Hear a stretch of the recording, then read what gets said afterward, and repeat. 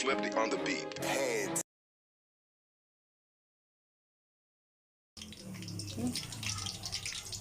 Naka-prepare na ako ng pinaka main na panlagay natin sa okoy, which is harina, konting baking powder. Puro tansya-tansya lang po tayo mga ka-FB.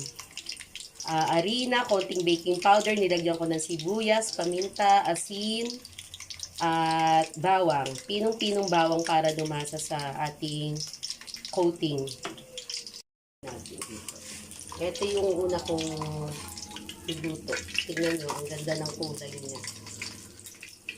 Babalik na rin natin. Dapat ang apoy natin mahina lang. Para maluto yung ating kalabasa at maluto rin yung hipon natin.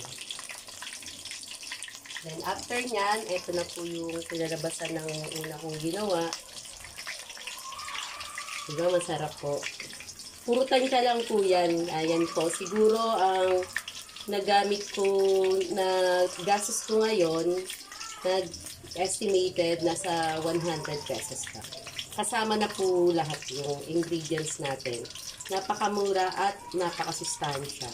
Pagkain ng pangmasa at pangkabuhayan. Pwede nyo rin itinda, pero eto, pang ulam lang po namin. Testing lang po siya. So, yun lang po ang masishare ko. Happy cooking!